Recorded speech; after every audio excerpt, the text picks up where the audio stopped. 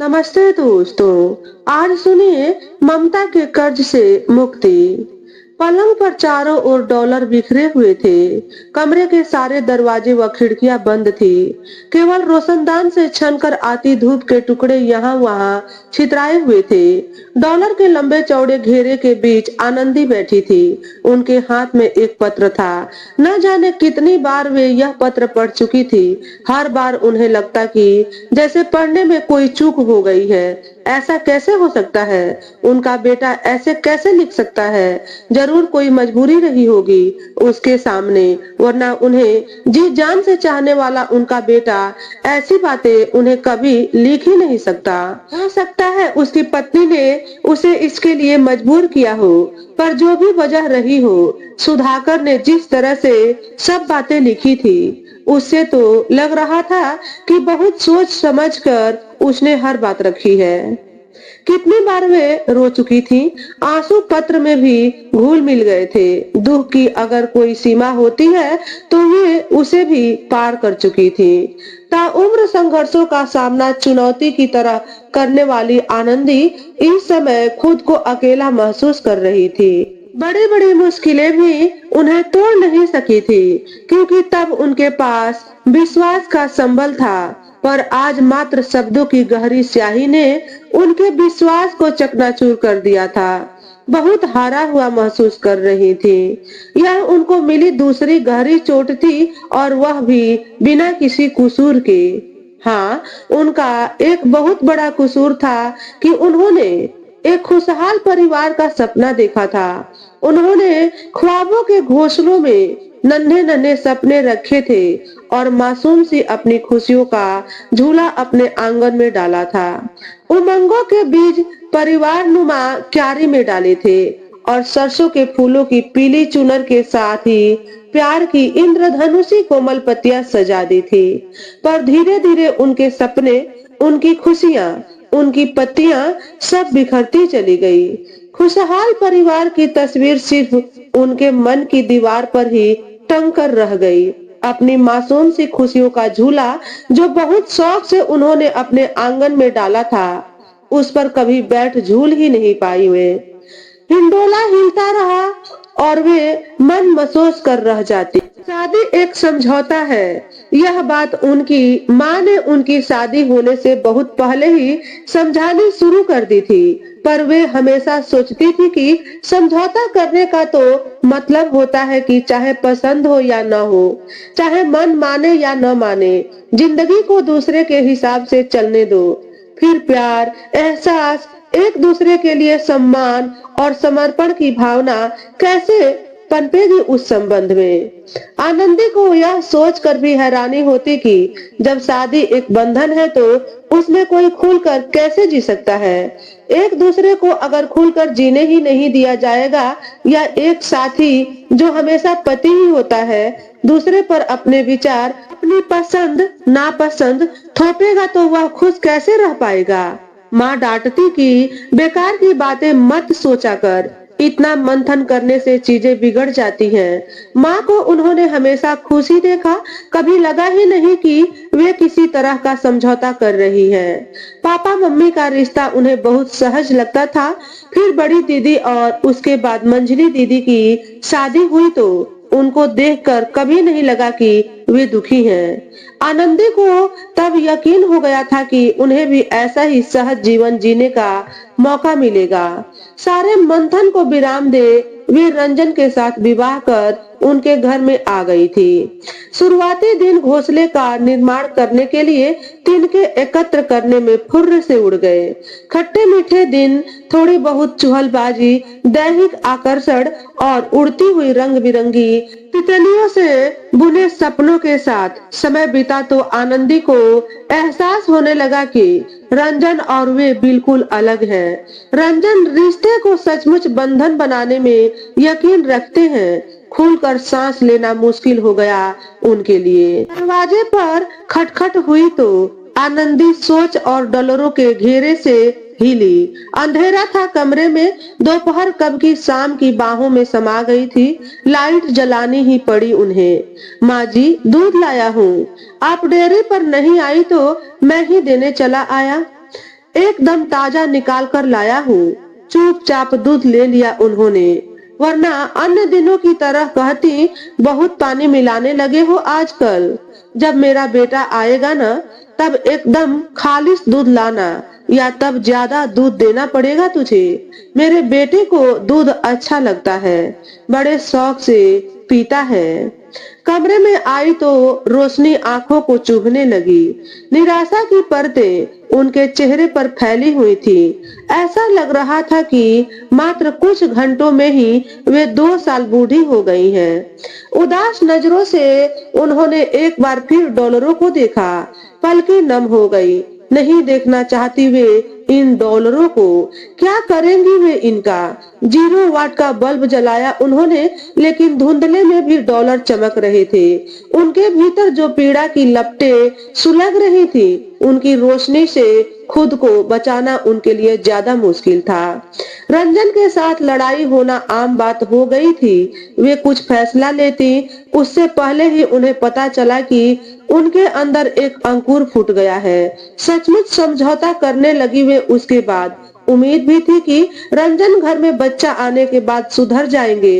अय्याशियां, दूसरी औरतों से संबंध रखना और शराब पीना शायद छोड़ दें, पर वे गलत थी। बच्चा आने के बाद रंजन और उग्र हो गए और बोलने लगे, बहुत कहती थी ना कि चली जाएगी। अकेले बच्चे को पालना आसान नहीं। हाँ, वे जानती थी इस बात को, इसलिए सहती रही रंजन की ज्यादतियों को। तब माँ ने समझाया, तू नौकरी करती है ना, चाहे तो अलग हो जा रंजन से, हम सब तेरे साथ हैं। वह नहीं मानी। जिद थी कि समझौता करती रहेगी, सुधाकर पर रंजन का बुरा असर न पड़े, यह सोचकर दिल पर पत्थर रखकर उसे हॉस्टल में डाल दिया।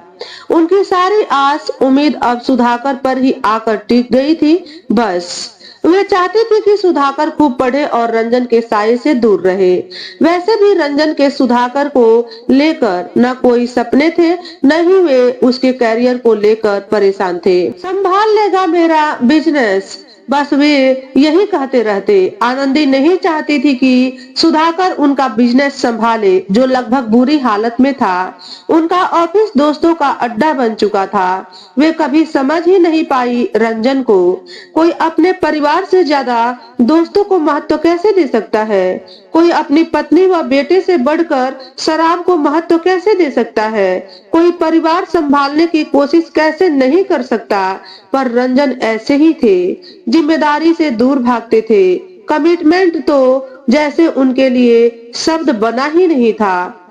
यह तो शुक्र था कि सुधाकर मेहनती निकला, लगातार आगे बढ़ता गया। रंजन उन दोनों को छोड़कर किसी और औरत के पास रहने लगे। सुधाकर अक्सर दुखी रहने लगा।